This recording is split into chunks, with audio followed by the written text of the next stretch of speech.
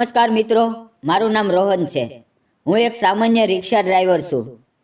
Graduation સુધી ભણ્યો છું, પણ ગામમાં નોકરીની તકો નહોતી. મોટા સપના લઈને શહેરમાં આવ્યો. શરૂઆતમાં 2-3 જગ્યાએ નોકરી કરી જોઈ, પણ ઓછો પગાર, વધુ કામ, બોસનું તાણ, અપમાન અને સતત માનસિક તણાવ, બધું સહન ન થયું. આખરે મન તૂટી ગયું અને મેં રિક્ષા ભાડે લીધી. રોજ માલિકને ફિક્સ ભાડું આપવાનું, બાકીના પૈસાથી જેમ તેમ જીવન ચલાવવાનું. માતા પિતા હજુ ગામમાં જ છે. શહેરમાં મારું પોતાનું કોઈ ઘર નથી. એક નાનકડા ભાડાના રૂમમાં એકલો રહું છું. લગ્નનો વિચાર તો ઘણા સમય પહેલાં જ મનમાંથી કાઢી નાખ્યો હતો.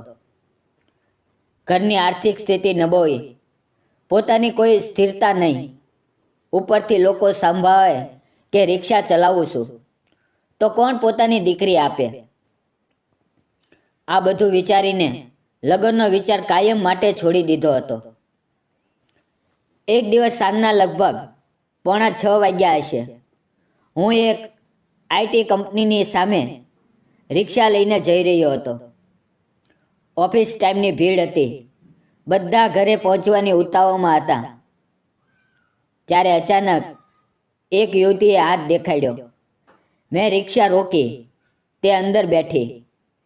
ખંભે ઓફિસનું બેગ, સાદા પણ સુઘડ કપડાં અને ચહેરા પર એક અલગ જ સુંદરતા. એટલી સુંદર કે એક પળ માટે મારું ધ્યાન રસ્તાથી હટીને તેના પર ચોંટી ગયું. પછી મેં પોતાને સંભાળ્યો, મીટર ચાલુ કર્યું અને તેના બતાવેલા રસ્તે રિક્ષા ફેરવી. તેના કાળા ખુલ્લા વાળ કંધા પર વિખરાયેલા હતા. મોટી મોટી બોલતી આંખો, ગુલાબી હોઠ અને એક શાંત સંસ્કારી ચહેરો. રિક્ષાના શીશામાં વારંવાર તેની ઝલક જોતો રહ્યો અને મનમાં વિચાર આવતો હતો કે આટલી સુંદર અને સંસ્કાર લાગતી છોકરી મારી રિક્ષામાં કેવી રીતે બેઠી. થોડી જ વારમાં અમે એક ચોકમાં પહોંચ્યા. તેણે ખૂબ જ નરમ અને સૌમ્ય અવાજમાં કહ્યું, અહીંયા રોકી દો. મેં રિક્ષા કિનારે લગાવી. તેણે મીટર પડવાના પૈસા આપ્યા. એક પળ માટે મારી તરફ જોયું, પછી હળવી મુસ્કાન આપી અને ચાલી ગઈ. તે જતી રહી તો મારા મનમાં અચાનક એક અજીબ ખાલીપણું ભરાઈ ગયું. જાણે થોડીક પળ માટે મારી જિંદગીમાં રંગ આવ્યો અને તરત જ તે રંગ ફિક્કો પડી ગયો.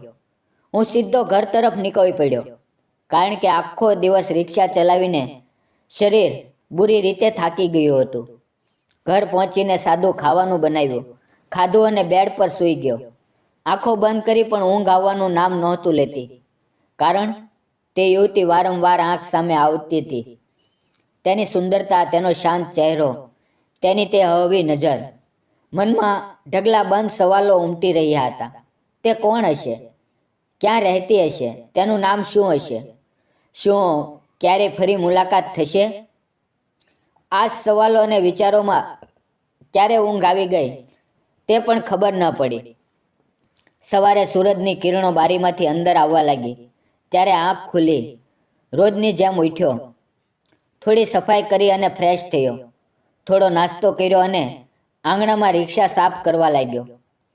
સફાઈ કરતાં કરતાં અચાનક નજર પાછળની સીટ પર પડી. એક બેગ. એક જ પળમાં હું સ્તબ્ધ થઈ ગયો. આ બેગ કોનો હોઈ શકે? અને તરત જ કાલની તે યુવતી મારી આંખ સામે આવીને ઊભી થઈ ગઈ. મનમાં વિચાર આવ્યો કે આ બેગ તો નિશ્ચિત તેનું જ હશે, જે તે ઉતાવળમાં ભૂલી ગઈ હશે. મેં બેગ હાથમાં લીધો અને વિચારવા લાગ્યો કે તેને ખોલવો જોઈએ કે નહીં. મનમાં દ્વંદ્વ શરૂ થયું. ક્યારેક કોઈની વસ્તુને પરવાનગી વગર સ્પર્શ કરવો યોગ્ય નથી લાગતું.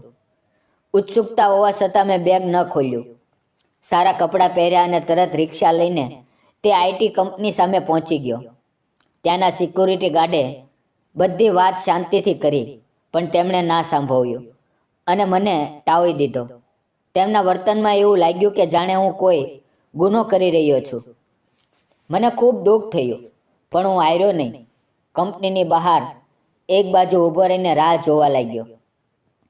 સમય ખૂબ ધીમે ધીમે વીતી રહ્યો હતો. બપોર થઈ ગઈ. પેટમાં ભૂખ તીવ્ર થવા લાગી, પણ તે યુવતીને બેગ પરત આપવાનો વિચાર એક પળ માટે પણ મનમાં ડગ્યો નહીં.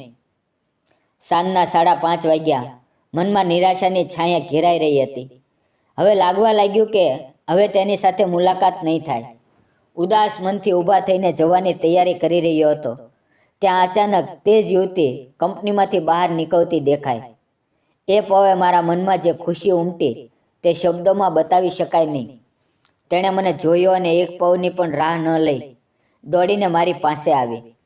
તેના ચહેરા પર સ્પષ્ટ ગભરાટ હતો. આંખોમાં ડરની પડછાયા દેખાતી હતી અને તે ડરની પાર એક હળવી આશાની ચમક પણ દેખાતી હતી. પાસે આવીને કાપતા અવાજે પૂછ્યું, તમને મારી બેગ મળી? આ સવાલ સાંભળતા જ વિચાર કર્યા વગર મેં બેગ તેના હાથમાં મૂકી દીધી. બેગ હાથમાં આવતા જ જાણે તેની જાનમાં જાન આવી ગઈ. તેની આંખોમાંથી 2-3 આંસુ આપમેળે સરી પડ્યા. તે આંસુ દુઃખના નહોતા, પણ રાહતના, ખુશી અને સુકૂનના હતા. ભાવુક થઈને તેણે કહ્યું, સાચું કહું તો કાલે મને ઠીક ઊંઘ પણ નથી આવી. મારો બેગ ક્યાં ખોવાઈ ગયો, કેવી રીતે ખોવાઈ ગયો એ વિચારીને મારું દિમાગ ભરી ગયું હતું. મને લાગતું હતું કે ક્યાંક રસ્તામાં જ પડી ગયું હશે કે કોઈએ ઉપાડી લીધો હશે. પણ તમે તો ભગવાનની જેમ મારી સામે આવ્યા અને મારો બેગ પરત આપી દીધો. તેના શબ્દમાં એટલી કૃતજ્ઞતા અને અપનાવ હતો કે મારું મન પણ અનાયાસે ભરાઈ આવ્યું. તેણે થોડી સંભાળીને આગળ કહ્યું, તમે જાણો છો આ બેગમાં શું છે? મેં શાંતિ અને ઈમાનદારીથી કહ્યું, ના મેડમ. તેણે ઊંડો શ્વાસ લઈને કહ્યું, આ બેગમાં મારા ઓફિસનું લેપટોપ છે અને તેમાં મારો બધો જ જરૂરી ડેટા છે. આખા 1 મહિનાનું કામ, ક્લાયન્ટની માહિતી, પ્રોજેક્ટ, બધું. જો આ ડેટા ખોવાઈ જાત તો મને સીધી નોકરીમાંથી કાઢી મૂકત અને મારી આખી જિંદગી એક જ પળમાં મુશ્કેલમાં પડી જાત. આ સાંભળીને મને પહેલી વખત અહેસાસ થયો કે અજાણતા સાચું, પણ આજે મેં ખરેખર કંઈક મોટું અને કિંમતી કામ કર્યું છે. ભાવનાઓથી ભરાઈને તેણે હાથ આગળ વધારીને કહ્યું, મારું નામ શિવાંજલિ છે. એ પળ મારા જીવનની સૌથી ખાસ પળ હતી. આ મોટા શહેરમાં રહેતા હોવા છતાં પહેલી વખત કોઈ યુવતીએ આટલી આત્મીયતા અને આદર સાથે મારી તરફ હાથ વધાર્યો હતો. મેં પણ થોડા ગભરાટ અને સંકોચ સાથે પણ દિલથી ખુશ થતા મારો હાથ તેના હાથમાં મૂક્યો અને કહ્યું, મારું નામ રોહન છે. તેનો તે નરમ ગરમ હાથ મારા હાથમાં આવતા જ મારા દિલમાં એક અજીબ ગરમાટો ઉતરી આવ્યો. જાણે આટલા વર્ષો પછી કોઈએ મને એક ઇન્સાન તરીકે પૂરા આદર સાથે સ્પર્શ કર્યો હોય. પછી તેણે તરત બેગમાંથી એક નાનકડું પર્સ કાઢ્યું. પર્સ ખોલતા જ તેમાં ઘણા પૈસા દેખાયા અને તેણે તેમાંથી કેટલાક પૈસા મને આપવાનો પ્રયત્ન કર્યો. પણ મેં તરત તેનો હાથ રોકીને કહ્યું, રહેવા દો મેડમ. હું અહીંયા પૈસા માટે નહોતો રોકાયો. જો પૈસા જ લેવા હોત તો તમારી રાહ આટલી વાર ન જોત અને કદાચ આ બેગ કોઈને આપી દેત કે અવગણીને આગળ નીકળી જત. આ સાંભળીને તે હેરાન રહી ગઈ. એક પળ માટે મને જોઈ રહી અને પછી બોલી, સાચું કહું તો તમારા જેવો માણસ મેં જિંદગીમાં પહેલી વખત જોયો છે. આ શબ્દો સાંભળીને મારી આંખોમાં ભીનાશ આવી ગઈ. જીવનમાં પહેલી વખત કોઈએ મારી ઈમાનદારીની આટલા સાચા દિલથી પ્રશંસા કરી હતી. પછી તેણે પૂછ્યું, પણ તમને કેવી રીતે ખબર પડી કે હું અહીંયા જ કામ કરું છું અને તમે આટલો સમય અહીંયા ઊભા રહ્યા? મેં તેને બધી વાત કરી કે હું સવારે 9 વાગ્યાથી અહીંયા આવીને ઊભો છું. ગેટ પરના વોચમેનને બધું કહ્યું હતું, પણ તમારું નામ ન હોવાથી અને નવી નોકરીના કારણે તેમણે મને અંદર જવા ન દીધો. આ સાંભળીને તેના ચહેરા પર અપરાધની છાયા પડી અને તેણે કહ્યું, સોરી, મારા કારણે તમને આટલું કષ્ટ થયું. મેં મુસ્કુરાતા કહ્યું, મેડમ, તમારી જરૂરી વસ્તુ તમને સુરક્ષિત મળી ગઈ. બસ આમાં જ મને પૂરો શકૂન છે. પછી હું જવાની તૈયારી કરતાં કહ્યું, હું ચાલું મેડમ, ઘણું મોડું થઈ ગયું છે. ઘરે જઈને કંઈક બનાવવું પડશે, નહીં તો આજે ભૂખ્યા જ રહી જઈશ. આ સાંભળીને તેણે હળવું હસીને કહ્યું, ચાલો પછી મને જ છોડી દો.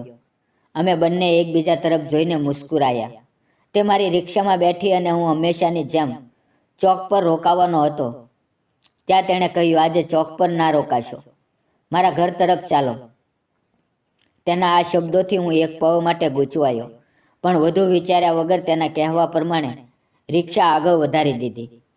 લગભગ અડધો કિલોમીટર ચાલ્યા પછી એક મોટું, ખુલ્લું અને ખૂબ જ આલીશાન બંગલો દેખાયો અને ત્યાં જ રિક્ષા રોકાણી. આ બંગલો જોઈને હું થોડી પળ માટે અવાક રહી ગયો. આવું ઘર મેં અત્યાર સુધી માત્ર સપનામાં જ જોયું હતું. તે ઉતરતા ઉતરતા બોલી, મારા ઘરમાં આવો.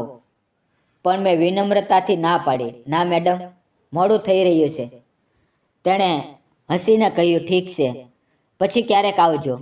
પછી તેણે પર્સમાંથી રિક્ષાનું ભાડું કાઢ્યું અને મને આપ્યું. પૈસા લઈને હું જવાનો હતો ત્યાં તેણે થોડા સંકોચ સાથે પૂછ્યું, શું મને તમારો નંબર મળી શકે? હું એક પળ ઝીઝક્યો, પણ દિલમાં ઉઠતી ખુશીને સંભાળીને મેં તેને મારો મોબાઈલ નંબર આપી દીધો. તેણે સંતોષથી કહ્યું, શું તમે મને રોજ સવારે ઓફિસ છોડવા આવી શકો છો? મેં તરત કહ્યું, હા, બિલકુલ, હું તો રોજ આ જ રસ્તાથી પસાર થાઉં છું. તેણે ઠીક કહ્યું અને કહેતા કહેતા અંદર ચાલી ગઈ. અને તે સાંજે જ્યારે હું ઘર પહોંચ્યો તો મારું મન કોઈ વસ્તુમાં લાગતું નહોતું. ખાવાના બનાવવાનું પણ મન નહોતું, કારણ કે તે સુંદર સંસ્કારી યુવતીને મળીને, તેનો હાથ પોતાના હાથમાં લઈને અને તેની આંખોમાં ઝલહલતી કૃતજ્ઞા જોઈને મારું મન જાણે પૂરેપૂરું તૃપ્ત થઈ ગયું હતું. હું બેડ પર સૂઈ ગયો અને આખો દિવસ બનેલી દરેક ઘટનાના, દરેક શબ્દ અને દરેક નજર વિશે વિચારતો જ રહ્યો. ભલે તે દિવસે મારે આઈટી કંપનીની બહાર કલાકો સુધી રાહ જોવી પડી હતી. ભૂખ, તરસ અને થાક સહેવો પડ્યો હતો. તો પણ તે દિવસ મારા જીવનનો સૌથી સુંદર, સંતોષ આપનાર અને યાદોનો ભંડાર બની ગયો. અને તે જ મીઠી યાદોમાં ખોવાયેલો મને ક્યારે ઊંઘ આવી ગઈ તે પણ ખબર ન પડી. તે રાત્રે મારા મોબાઈલ પર એક મેસેજ આવ્યો હતો, પણ આખા દિવસની થાક એટલી વધુ હતું કે મેં મોબાઈલ જોયો જ નહીં અને સીધો ઊંડી ઊંઘમાં સૂઈ ગયો. પણ સવારે ઉઠીને જ્યારે રોજની જેમ મોબાઈલ હાથમાં લીધો તો સ્ક્રીન પર ચમકતા શબ્દો જોઈને મારા હોઠ પર આપમેળે મુસ્કાન આવી ગઈ. હું તમારી ખૂબ આભારી છું. મદદ માટે થેન્ક યુ. અને નીચે તેનું નામ લખેલું હતું, શિવાંજલિ. આ એક સાદો પણ દિલને સ્પર્શી જતો મેસેજ હતો, જેણે મારો આખો દિવસ રોશન કરી નાખ્યો. મનમાં એક અલગ જ ઉત્સાહ ભરાઈ આવ્યો અને તે દિવસથી મારા જીવનમાં અજાણતા એક નવી આદત પડી ગઈ. રોજ સાંજે નક્કી સમયે, તેની ઓફિસની છુટ્ટીના સમયે, હું જાણી જોઈને તે આઈટી કંપનીની સામે રિક્ષા લઈને ઊભો રહેવા લાગ્યો. તે રોજ આવતી, રિક્ષામાં બેસતી, હળવું સ્મિત આપતી. ક્યારેક બે શબ્દો બોલતી તો ક્યારેક ચૂપચાપ બેસી રહેતી. હું તેને તેના ઘરે છોડી આવતો. તે હંમેશાની જેમ ભાડું આપતી અને હું તે સ્વીકારી લેતો. ધીમે ધીમે અમારી વાતચીત વધવા લાગી. ઓળખાણ ગાઢ બનવા લાગી. અને આ ઓળખાણ ક્યારે અપનાવમાં બદલાઈ ગઈ તે મને પણ ખબર ન પડી. એક દિવસ રિક્ષામાં જતાં જતાં તેણે ખૂબ જ સહજ અને સાદા લહેજામાં પૂછ્યું, તમારા ઘરમાં કોણ કોણ રહે છે? તમે ક્યાં રહો છો? આ સવાલ સાંભળતા જ મારું મન એક પળ માટે દબાઈ ગયું, કારણ કે મારી પાસે બતાવવા જેવું કંઈ ભવ્ય નહોતું. મારી જિંદગી સાદી હતી, સંઘર્ષોથી ભરેલી અને ક્યાંક અધૂરી પણ. તો પણ મેં પોતાને સંભાળીને ઈમાનદારીથી કહ્યું, મેડમ, હું ગામનો છું. અહીંયા શહેરમાં કિરાયાના રૂમમાં રહું છું. રિક્ષા ચલાવું છું. માતા પિતા ગામમાં જ રહે છે. થોડી ખેતી છે, તેના પર મહેનત કરીને તેઓ પોતાનું જીવન ચલાવે છે. મારી આ સાદી અને ગરીબ જિંદગી સાંભળીને તેના ચહેરા પર એક પળ માટે ઉદાસી છવાઈ ગઈ. તેને ખરેખર દુઃખ થયું હતું. તે તેની આંખોમાં સ્પષ્ટ દેખાતું હતું. વાતનો રૂખ બદલવા માટે મેં તેને જ પૂછ્યું, મેડમ, તમારા ઘરમાં કોણ કોણ રહે છે? ત્યારે તે થોડી ગંભીર થઈ ગઈ, થોડી પળ ચૂપ રહી અને પછી શાંત અને સંયમી અવાજમાં બોલી, હું એકલી જ રહું છું. આ ઘર મારા માતા પિતાનું છે. કેટલાક વર્ષો પહેલાં કાર અકસ્માતમાં મારા માતા પિતા બંને ગુજરી ગયા. હું હજુ અવિવાહિત છું, પણ તેણે મને સારું શિક્ષણ આપ્યું હતું, તેથી આજે મને આ નોકરી મળી છે. તેનું દુઃખ સાંભળીને મારું દિલ ભરાઈ આવ્યું. મારી ગરીબી એક પ્રકારની પીડા હતી, પણ તેનું અકેલાપણું અને માતા પિતાની કમી તેનાથી ક્યાંય વધુ દર્દનાક લાગી. ધીમે ધીમે દિવસ વીતતા ગયા. અમારી ઓળખાણ વધુ ગાઢ બનતી ગઈ. રિક્ષામાં બેસતી ઉતરતી વખતે વાતો કરતા, ક્યારેક એકબીજા તરફ જોતા. મનમાં એક અલગ જ આકર્ષણ ઊભું થવા લાગ્યું. હું ગરીબ હતો, એ સાચું, પણ દેખાવમાં સુઘડ અને હેન્ડસમ હતો. તે મારાથી 1-2 વર્ષ નાની જ હશે. તેની ઉંમરનો તફાવત પણ વધુ અનુભવાતો નહોતો. અમારી વાતચીત વધુ સહજ બનતી ગઈ. એક દિવસ સાંજે હું હંમેશાની જેમ તેની ઓફિસની બહાર ઊભો હતો. ત્યાં અચાનક આકાશમાં વાદળો ઘેરાઈ આવ્યા અને જોરદાર વરસાદ શરૂ થઈ ગયો. રસ્તા પર પાણી ભરાવા લાગ્યું. તે દોડતી દોડતી રિક્ષા સુધી આવી. અમે નીકળ્યા. બહાર મૂશળધાર વરસાદ પડી રહ્યો હતો. રિક્ષાની બાજુએથી થોડું થોડું પાણી અંદર આવી રહ્યું હતું. અમે બંને હવા ભીંજાઈ રહ્યા હતા. આ ભીના માહોલમાં અમારી વાતો ઓછી અને નજરો દ્વારા થતો સંવાદ વધુ હતો. થોડી વારમાં અમે તેના ઘર સામે પહોંચ્યા. ત્યારે તેણે કહ્યું, વરસાદ ખૂબ તેજ છે, અંદર આવો, ઠંડી લાગી રહી છે, થોડી ચા પીને પછી જજો. મેં ના પાડી, પણ તેના આગ્રહ અને તે પવના આકર્ષણની આગળ આખરે હું તેની સાથે અંદર ગયો. ચારે તરફ ફેલાયેલો વૈભવ જોઈને મારી આંખો ચોધાર થઈ ગઈ. ત્યાં શિવાંજલિનો અવાજ આવ્યો, અહીંયા સોફા પર બેસો. હું સોફા પર બેઠો. તેણે પાણી આપ્યું અને મુસ્કુરાતા મુસ્કુરાતા કહ્યું, થોડી વાર રોકાઈ જાઓ, હું તમારા માટે ગરમા ગરમ ચા બનાવું છું. તે કિચનમાં ચાલી ગઈ અને હું થોડી જ વારમાં તે બંને હાથમાં ચાના 2 કપ લઈને આવી. એક કપ મારી તરફ વધાર્યો અને જેવું મેં કપ લીધો તેવું તેના હાથનો સ્પર્શ મારા હાથને થયો. એ પળ અમારી નજરો એકબીજામાં ઉલઝાઈ ગઈ. તે નજરમાં ભરોસો હતો, અપનાવ હતો, એક અલગ જ ચમક હતી. અમે બંને અનાયાસ મુસ્કરાઈ પડ્યા. તે હળવી શરમ સાથે નજર નીચે કરી ગઈ. મેં ચાની ચૂસકી લીધી તો શરીરમાં ગરમાટો ફેલાવા લાગ્યો. તે થોડે અંતરે બેસીને ચા પી રહી હતી. ચા પૂરી થઈ ત્યાં સુધીમાં અમે વધુ વાતો ન કરી, પણ તે ખામોશીમાં ઘણું બધું કહેવાઈ રહ્યું હતું. ચા પૂરી થતાં જ મેં કહ્યું, થેન્ક યુ. તેણે હસતા હસતા કહ્યું, કઈ બાબત માટે? મેં કહ્યું, આટલું સારું ધ્યાન રાખવા માટે. તેણે મુસ્કુરાઈને કહ્યું, ઉલટું તો તમે રોજ મારું આટલું ધ્યાન રાખો છો.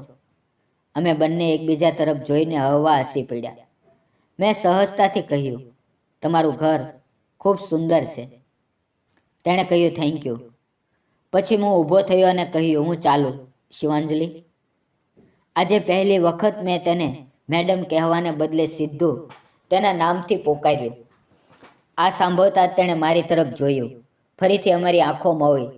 તે નજરમાં કંઈક એવું હતું જેણે વગર બોલ્યા બધું કહી દીધું. હું મોઢું ફેરવીને જવાનો હતો ત્યાં શિવાંજલિએ અચાનક મારો હાથ પકડી લીધો. હું પાછો વળ્યો તો તેની આંખો ભરાઈ આવી. નજરમાં એક અલગ જ ભાવના ઉમટી રહી હતી, જાણે દિલમાં ઘણું બધું જમા થયું હોય જે આજે બહાર આવવાનું હોય. તેણે કંપતા પણ દ્રઢ અવાજમાં કહ્યું, રોહન. તેના મોંથી મારું નામ સાંભળતા જ મારું દિલ જોર જોરથી ધડકવા લાગ્યું. આખા શરીરમાં એક અજીબ સિરહન દોડી ગઈ. તેણે આગળ કહ્યું, રોહન, તમારા જેવો માણસ મેં મારી જિંદગીમાં ક્યારેય નથી જોયો. એ સાચું છે કે તમે ગરીબ છો, પણ દિલથી તમે ખૂબ અમીર છો. દેખાવમાં પણ તમે ખૂબ સુંદર છો, પણ તેનાથી પણ વધુ સુંદર તમારું મન છે. આટલા દિવસથી હું તમને જોઈ રહી છું. તમારી વાતો, તમારું વર્તન, એક સ્ત્રીને આપવામાં આવતો આદર, સન્માન, માન, આ બધું ક્યારેય બદલાયું નથી. સાચું કહું તો જો તમારી જગ્યાએ કોઈ બીજો હોત તો મારી અમીરી, મારું ઘર અને મારી જિંદગી જોઈને મને પ્રેમના જાળમાં ફસાવવાનો પ્રયત્ન કરત, કદાચ લૂંટવાનું પણ વિચારત. પણ તમને જોઈને મને ક્યારેય ડર નથી લાગ્યો. ઉલટું તમારા પર એટલો ભરોસો થઈ ગયો કે હું રોજ નિશ્ચિતપણે તમારી રિક્ષામાં સફર કરતી રહી. અને આજે એક એવી વાત જે હવે હું મારા દિલમાં દબાવીને રાખી શકતી નથી. સાચું કહું તો મને તમે ખૂબ ગમવા લાગ્યા છો. તેના આ શબ્દો સાંભળીને હું બિલકુલ સ્તબ્ધ થઈ ગયો. થોડી પળો માટે તો એવું લાગ્યું કે હું શ્વાસ લેવાનું જ ભૂલી ગયો છું. શિવાંજલિ શું કહી રહી છે? આના પર મને વિશ્વાસ જ નહોતો આવતો. શું જવાબ આપું? કેવી રીતે બોલું? કંઈ સમજાતું નહોતું. મારી આંખો પણ આપમેળે ભરાઈ આવી. જીવનમાં પહેલી વખત કોઈએ મારી ઈમાનદારી અને મારા સ્વભાવને આટલી ઊંડાઈથી સમજ્યો હતો. તે થોડી વધુ પાસે આવી. મારી આંખોમાંથી પડતા આંસુ તેણે જોયા અને એક પળ માટે તેણે પોતાનું માથું મારા ખંભે ટેકવી દીધું. એ એક પળ જાણે મારા આખી જિંદગી થંભી ગઈ હોય, સમય જમી ગયો હોય એવું લાગ્યું. આગળ શું કરવું, શું કહેવું, કંઈ સમજાતું નહોતું. થોડી વાર પછી પોતાને સંભાળીને મેં કહ્યું, શિવાંજલિ, મને પણ તમે ખૂબ ગમો છો, પણ હું ગરીબ છું, ગામથી આવેલો છું, એક સામાન્ય માણસ છું, રિક્ષા ચલાવું છું. તમારી જિંદગી, તમારું સ્ટેટસ, તમારી દોલત મારાથી ઘણું વધુ છે. તમે ખૂબ સુંદર છો. તમારા માટે તમારા દરજ્જાનો, તમારી સુંદરતા અને અમીરીને શોભે એવો કોઈ સારો છોકરો શોધો. આ સાંભળતા જ તેણે ફરીથી મારો હાથ મજબૂતીથી પકડી લીધો. તેની આંખોમાં કોઈ શંકા નહોતી. તેણે પૂરા યકીન સાથે કહ્યું, ગરીબ, અમીર, મોટા નાના, ઊંચ નીચ જેવી કોઈ વસ્તુ હોતી નથી. માણસ બસ સ્વભાવથી સારો હોવો જોઈએ, અને તે તમે છો. મને તમે ગમો છો અને હું તમારી સાથે જ લગ્ન કરવા માંગુ છું. તેના આ દ્રઢ શબ્દોએ મારો બધો ડર એક જ પળમાં દૂર કરી દીધો. તો પણ ગભરાતા ગભરાતા મેં કહ્યું, લોકો શું કહેશે? શિવાંજલિ, એક રિક્ષાવાળા સાથે લગ્ન કર્યા એમ કહીને તમને તાણા મારશે. ત્યારે તેણે શાંતિથી મુસ્કરાઈને કહ્યું, લોકોનું શું છે? સારું કરો તો પણ બુરું જ બોલે છે, બુરું કરો તો પણ બુરું જ બોલે છે. તેમની પરવા ન કરો, સાચું બતાવો, હું તમને ગમું છું? આ સવાલ પર શબ્દોની જરૂર જ નહોતી. મેં ફક્ત માથું હલાવ્યું અને તેની આંખોમાં જોઈ લીધું. અને તે જ દિવસથી અમારા પ્રેમની અસલી શરૂઆત થઈ.